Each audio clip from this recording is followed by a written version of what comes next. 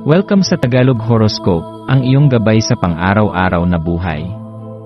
Hatid namin ang pinakadetalyadong horoscope na magsisilbing gabay mo sa pera, trabaho, pag-ibig, kalusugan, at swerte.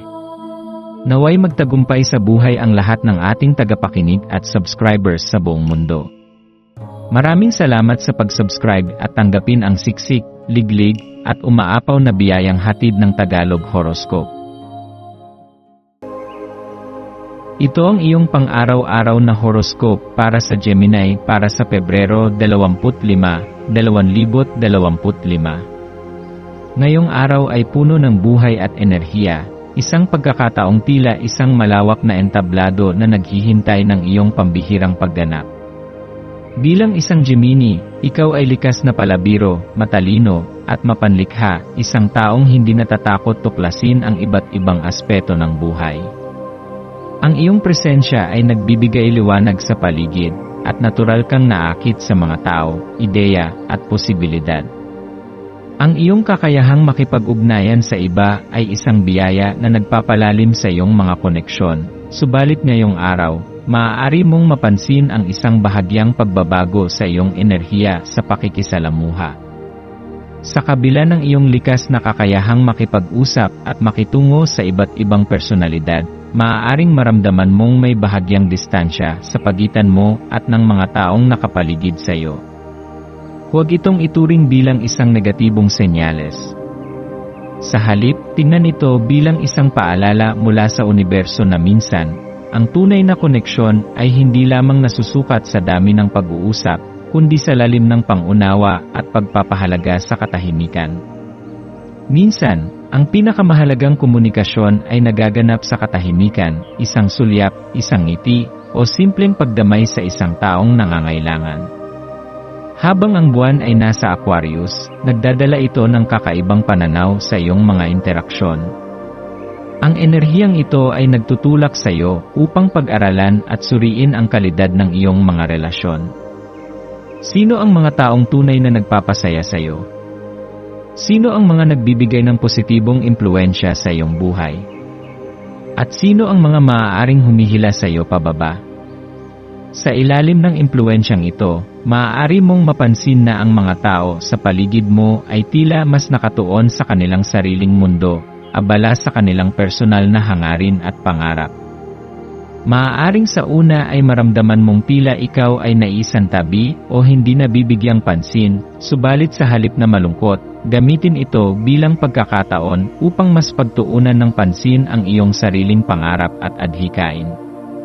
Huwag matakot na itaguyod ang iyong sariling landas at unahin ang iyong sariling paglago.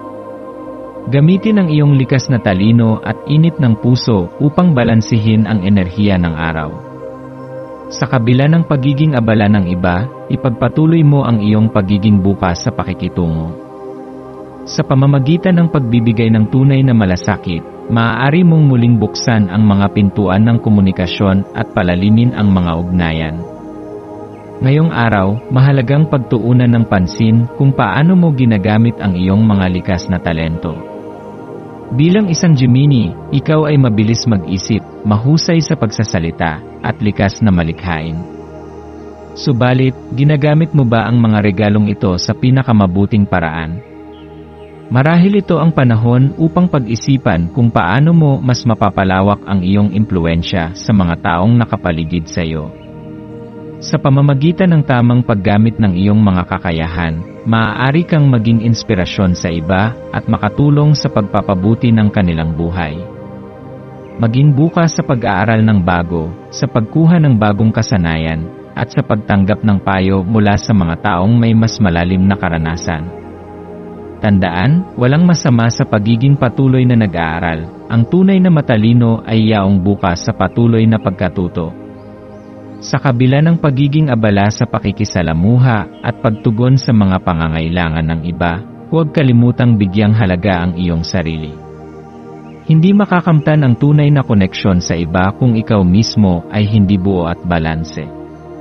Ngayong araw, maglaan ng oras upang makapagpahinga at magmuni-muni, gawin ang isang bagay na nagbibigay sa iyo ng saya at kapayapaan, alagaan ang iyong katawan sa pamamagitan ng pagkain ng masustansyang pagkain at regular na pag-ehersisyo, at bigyan ang iyong sarili ng sapat na tulog upang mapanatili ang iyong mental at emosyonal na kalusugan.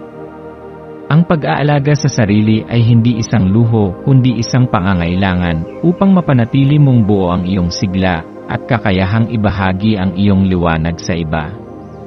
Pagdating sa usapin ng pananalapi, ang araw na ito ay isang magandang pagkakataon upang pag-isipan ang iyong kasalukuyang estado. Ikaw ba ay gumagastos ng masyadong maluwag, o ikaw ba ay may sapat na ipon para sa iyong pangmatagalang seguridad? Huwag matakot suriin ang iyong budget at gumawa ng mga hakbang upang mapabuti ang iyong pinansyal na kalagayan. Ang pagiging matalino sa pera ay hindi nangangahulugan ng pagiging maramot sa sarili, kundi pagiging responsable sa iyong kinabukasan. Kung ikaw ay may plano sa pagnenegosyo o sa pagsisimula ng bagong proyekto, ngayon ang tamang panahon upang pag-aralan ito ng mas malalim. Ang pagkuha ng payo mula sa mga eksperto o pagsasaliksik ng iba't ibang oportunidad ay maaaring magdala ng positibong pagbabago sa iyong pananalapi. Ang iyong pisikal, emosyonal, at mental na kalusugan ay may malaking epekto sa kalidad ng iyong araw. Tandaan na ang balansing pamumuhay ang susi sa pangmatagalang kasiyahan at sigla. Maglaan ng oras para sa ehersisyo, kahit simpleng paglalakad o stretching. Kumain ng masustansyang pagkain at uminom ng sapat na tubig. Bigyan ang iyong sarili ng sapat na pahinga at iwasan ang sobrang stress. Maglaan ng sandali para sa mindfulness o meditation upang mapanatili ang kalinawan ng isipan. Kapag inalagaan mo ang iyong sarili, mas magiging handa ka upang harapin ang anumang hamon na dumating sa iyong araw. Ngayong araw, tandaan na ang tunay na koneksyon ay hindi lamang nasusukat sa dami ng pakikipag-usap kundi sa lalim ng pangunawa. Huwag matakot maglaan ng oras para sa sarili, magsuri ng iyong direksyon, at palawakin ang iyong pangarap. Maging bukas sa pagbabago at huwag kalimutan na ang bawat hakbang na ginagawa mo, maliit man o malaki, ay isang pag-usad patungo sa mas magandang kinabukasan. Ang tunay na yaman ay hindi nasusukat sa dami ng iyong pag-aari, kundi sa lalim ng iyong koneksyon sa iyong sarili at sa iba. Ngayong araw, ang maswerteng kulay mo ay asul at dilaw. Ang asul ay sumisimbolo ng kalmado, malinaw na pag-iisip at komunikasyon, habang ang dilaw ay kumakatawan sa kagalakan, optimismo at talino. Ang pagsusuot ng mga kulay na ito o ang pagkakaroon ng mga bagay na may ganitong kulay sa iyong paligid ay maaaring magdala ng positibong enerhiya sa iyong araw. Ang maswerteng numero mo ay 3, 6 at 11. Ang 3 ay kumakatawan sa pagkamalikhain at pagpapahayag ng sarili.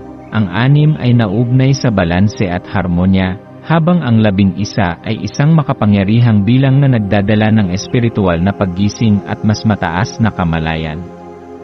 Ang maswerteng gawain mo ngayon ay ang pagpapahayag ng iyong damdamin sa isang paraan na tunay at makabuluhan.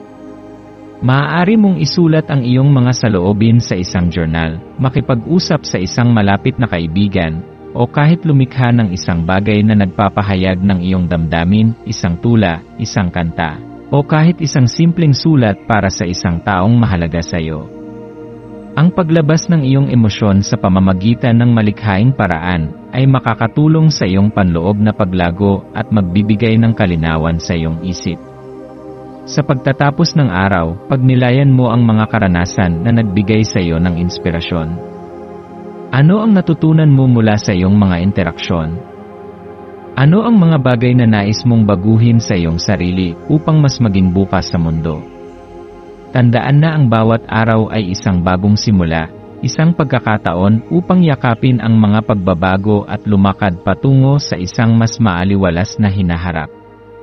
Yakapin ang misteryo ng buhay, ipagpatuloy ang pagiging bukas sa mga bagong posibilidad, at manatiling totoo sa iyong sarili, habang tinatahak mo ang iyong landas patungo sa mas maliwanag na bukas. Tayo ay magkaroon ng kaunting sandali upang ipagdasal ang lahat ng mga dalangin ng ating mga subscribers, na sana'y matamo nila ang kanilang mga pinapangarap sa buhay, magandang trabaho, mabuting kalusugan, payapa at masayang pamumuhay, at siksik, liglig, at umaapaw na biyaya at kayamanan. Ipinagdarasal namin ng mataimtim ang lahat ng mga komento sa nakaraang video, at hinihiling namin, Panginoon, na pagpalain mo ang ating mga subscribers ng masayang buhay sa mundong ibabaw. Maraming salamat po. Maraming salamat sa panonood ng iyong horoscope ngayon araw. Naway gabayan ka ng mga bituin sa iyong landas. Huwag kalimutang mag-like, share, at subscribe para sa iba pang cosmic na kaalaman. Hanggang sa muli, manatiling konektado sa universo,